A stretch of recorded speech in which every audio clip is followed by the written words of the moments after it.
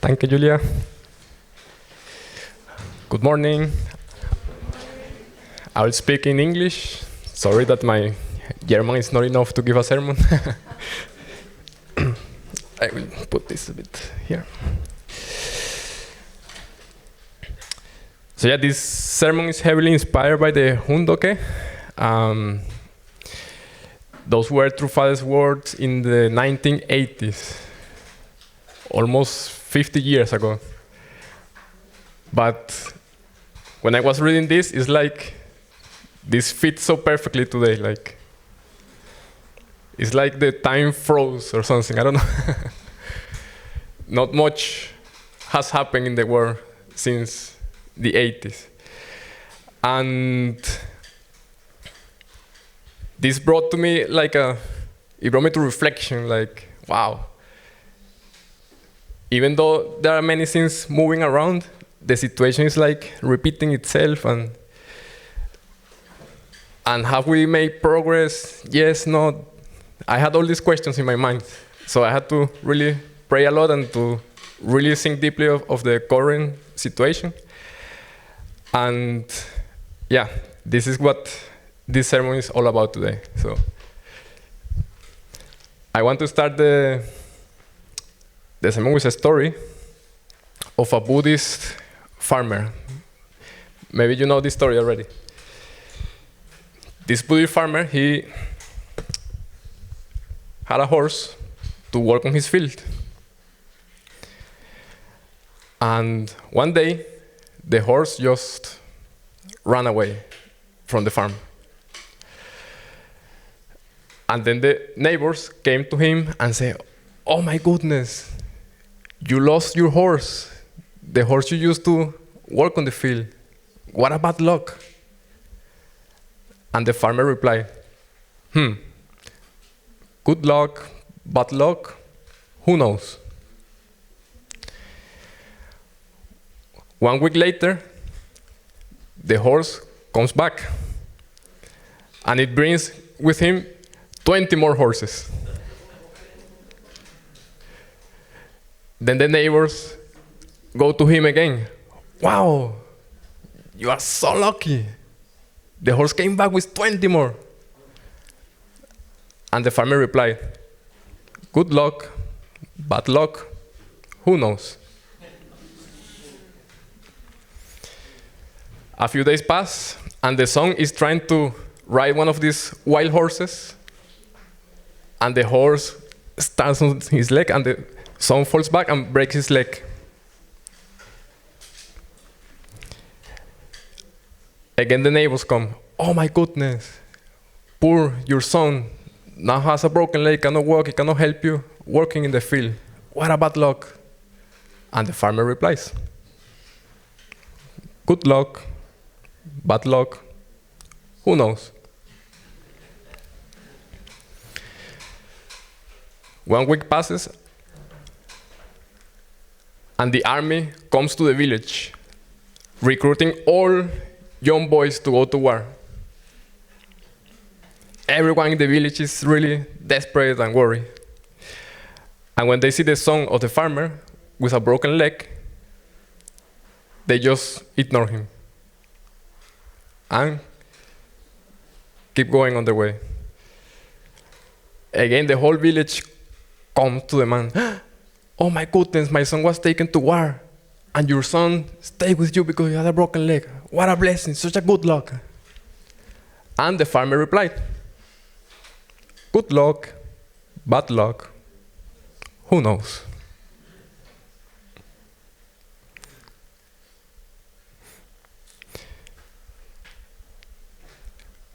So, any familiarities?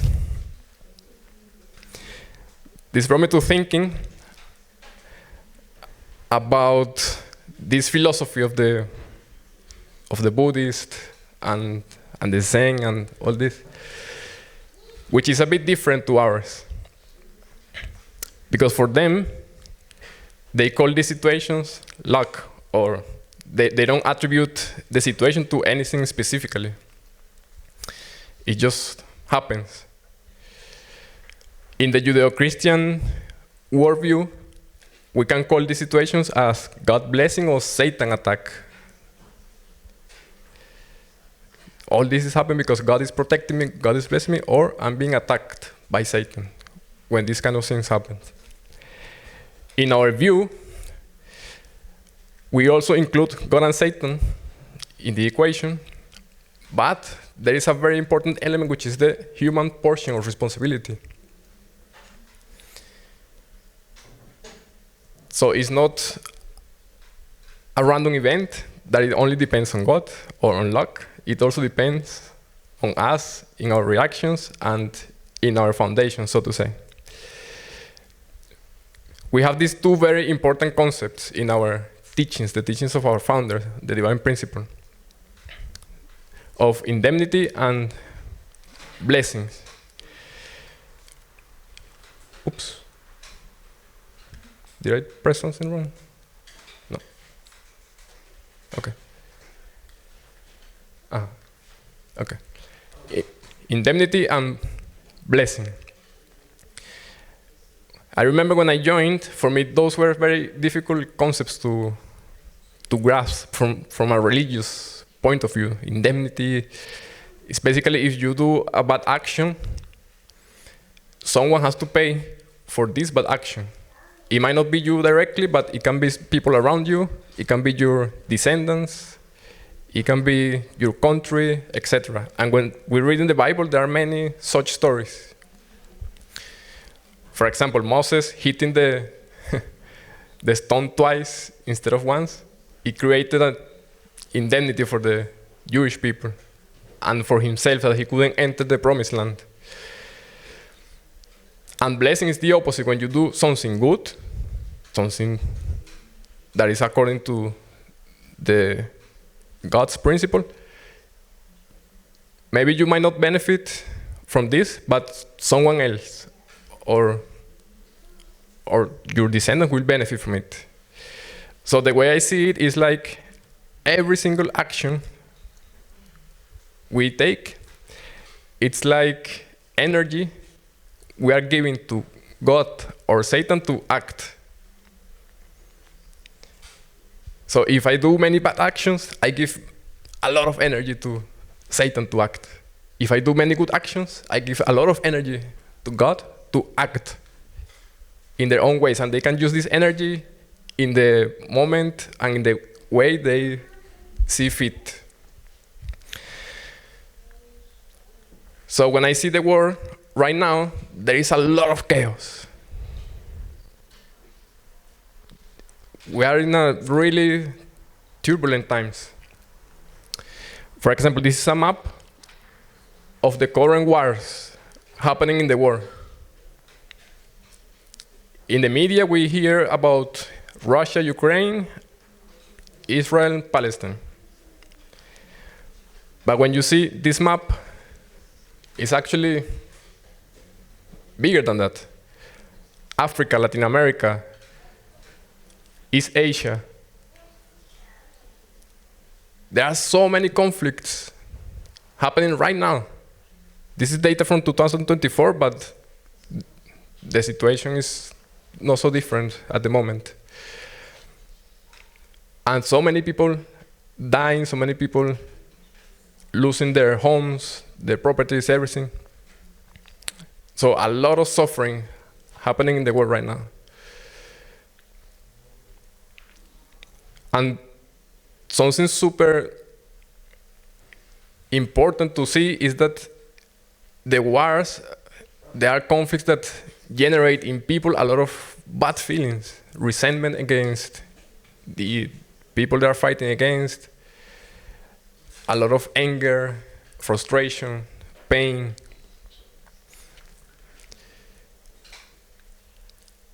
There is also another war that is not so obvious, but it's also happening, which is the culture war. And it's very similar to the situations back in the days, communism against the free world, as we read in the Hundoke. There were these two blocks confronting each other ideologically. Right now, there are also two blocks. The names, this is how they call each other sometimes. There is not really defined names for the two blocks, but if broadly speaking, they can be named as the left or the progressive, and the right or conservative. And there are many issues that are being there are clashes between these two ideologies in many issues. I listed like the biggest ones. For example, abortion. The left and the progressive, they feel that abortion is a right, and if women get pregnant, they can abort almost at any time, if they wish, and so on. And the conservatives say, no, that's not okay. If it's for medical reasons or the survival of the mother or of the baby, okay. But other than that, every life is sacred and should be protected. In terms of gender, one side sees it as a spectrum, that there is everything man and woman, but everything in between is also valid, and you can choose freely what you want to be or how you want to express your gender.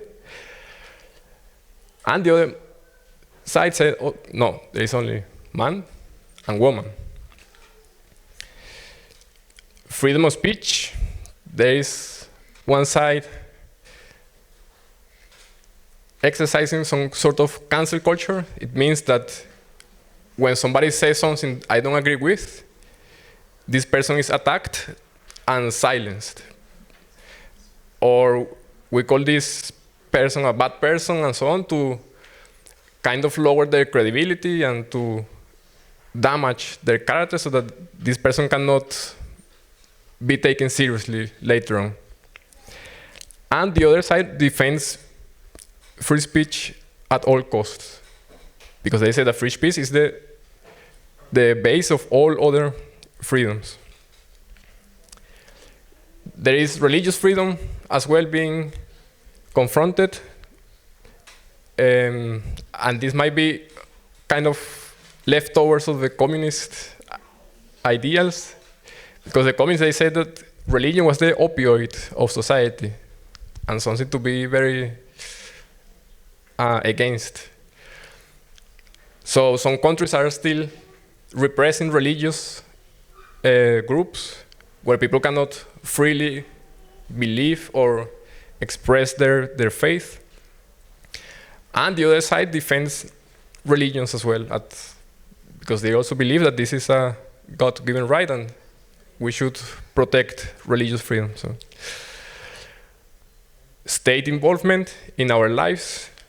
Some believe that the state should be big and take a lot of our decision making, so to say. High tax, high regulations. And the others say that the state should be small and that the individuals should be responsible for their lives and for their decisions.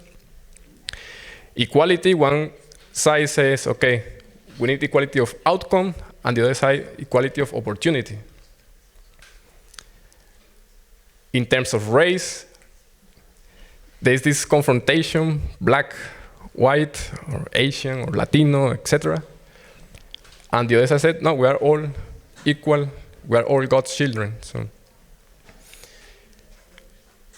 when you go on the internet, on YouTube, Twitter, or any social media, there are many, many debates happening on all these issues. And it's not that both sides are completely wrong or either side is completely right. There are many issues that are not so black and white, no? But in general, you can see this trend. And when someone kind of affiliates with one of the beliefs, usually it's associated with the others as well. They don't come isolated. I have personally observed this. If someone believes in one of these, usually believes in almost all of them. Because although these are different issues, these come from one ideology. So,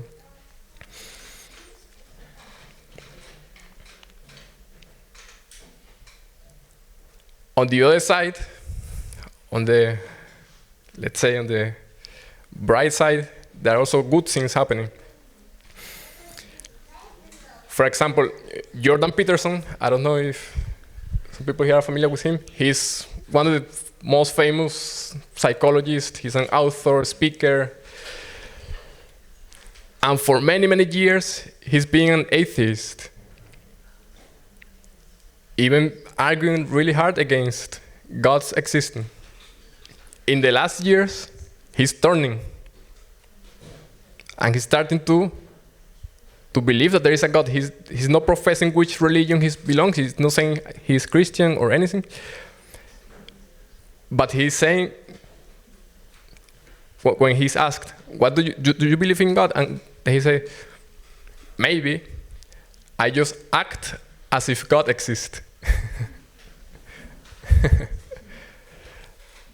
I can imagine that for these kind of people, they need like a really exact explanation of what they mean by their beliefs.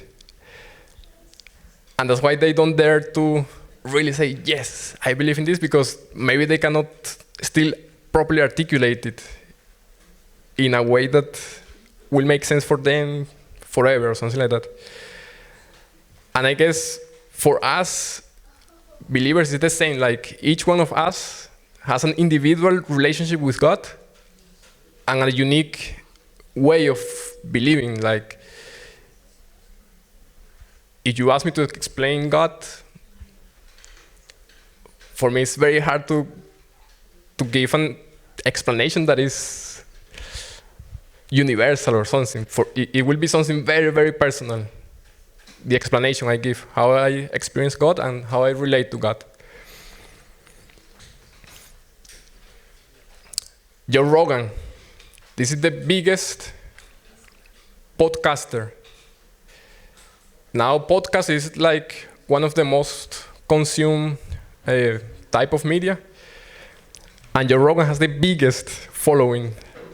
For many years, he's been on the top of the podcasting world. And for many years, he has been also very critical about Christianity, about God, about belief. Now he's turning. In one of his podcasts, he said, maybe we need Jesus, he said. The Big Bang Theory, he said, now I think I prefer the God version of the creation. And he has a huge platform, a huge following. Millions of people follow him and listen to him daily. Then there is this case, this is more Latin American. He is a singer of reggaeton. Reggaeton is a musical type from Latin America that all the lyrics are really bad. It's always about sex, drugs, and parties, like kind of a rap, but to dance. And because you can dance it, then it's very sticky. And many people, young people especially, listen to this music and they get this idea and they want to be like the singers. There was this song 8 years ago, it was a hit globally. It's called Despacito, maybe you know this song. It was played over and over, all over the world. It has 8 billion views on YouTube. Only on YouTube. And this song is also playing on Spotify, on the radio, and now one of the, because there are two, and this singer, he became Christian recently as well. And now he's singing and making songs about Jesus, about God, and about all the values of a believer. Then there is Wes Hoff. He's an amazing guy. He's a PhD researcher. He's a Christian. And he went on a debate with this guy. It's called Billy Carson. He talks about many conspiracy theories and about Christianity even. He says that Jesus was in India, that he married and had kids, and they went on a podcast and they had a debate, and Westhoff basically debunked all his arguments with really historical facts about the Bible and scripture. And from this debate, he became super viral. Millions of people started watching this debate. And because of this, now he's like a superstar, and many young people are following him. And there is like an explosion of these views, of Christian views, being spread. Like, young people are now believing a lot, converting to Christianity, because they see these people on social media and they start asking questions and struggling with the ideas, and then little by little they're turning to God.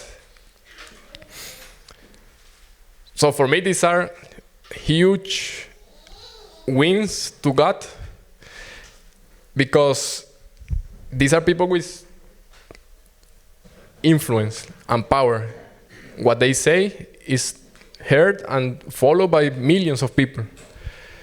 And if they start to consider and to convert to God, also their followers will start doing the same naturally.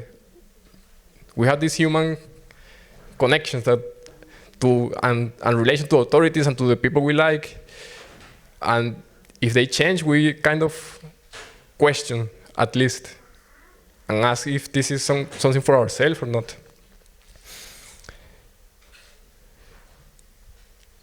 When I say that God is moving, I don't mean that God has not been moving for years, because God is always moving. But there are levels of movement. And this we learn the divine principle. No? We can have like individual level, family level, society level, nation and world. In my opinion, we are experiencing a worldwide move by God. And Satan as well. All this war, all this situation is like they are battling. I'm a chess fan, and I created this image with AI of God and Satan playing chess. And God making a move. Because true I said that in the Hundo, okay, like all these bad things that are happening, it belongs to God's schema, he said. It belongs to it. Even in the divine principle, the third world war is kind of not prophesied, but he said there is one more war to be fought, and it can be ideologically, and if it doesn't happen, if God doesn't win ideologically, it might go into the weapons.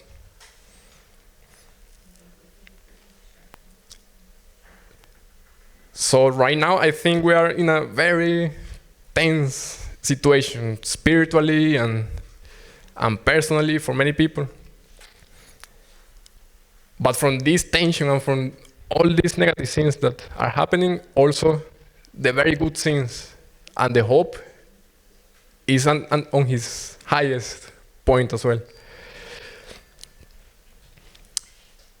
Because we as people, we are always confronting with bombarded with ideas from all different types, good, bad, etc. But we are so busy with our lives that sometimes we don't pay attention to everything. It's impossible actually to study everything deeply or to engage with every idea, with every topic deeply. But the ideas are always floating around our heads. If we give a lecture to a person, this person might not act immediately, but what we say in that lecture, it might stay in their minds for a while. And then these people might have an experience or a situation, and the answer will be what we told this person in a lecture many years ago. Because the idea is floating around. And then something happens that the idea becomes internalized. So what I see right now in the world is all these very difficult situations, all these wars, all this death and everything. These are making people wonder, what is wrong? How is this possible? How can this happen? And when people have an answer, when people have a question, only then the answer can start to sinking.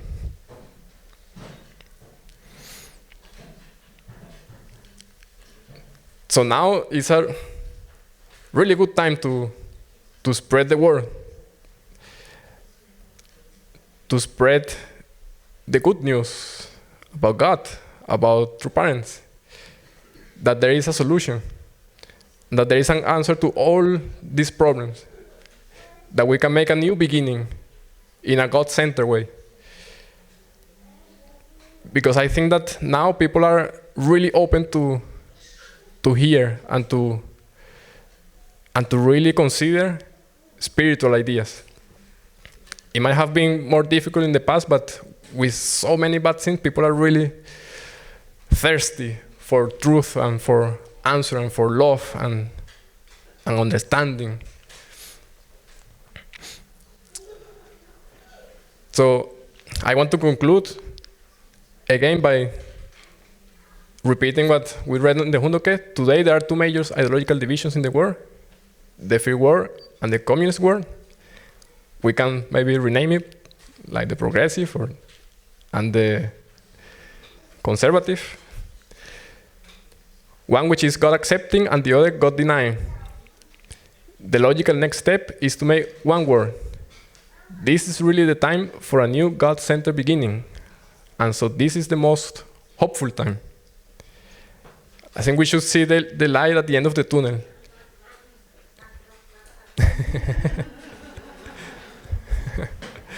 Hola, mi amor. And if we see from this perspective, we can ourselves be more hopeful, more also relaxed and conscious that a good outcome might come of this. So God is moving. And something I ask myself, and I invite you to also take this question home, is how can I move with God? Thank you very much.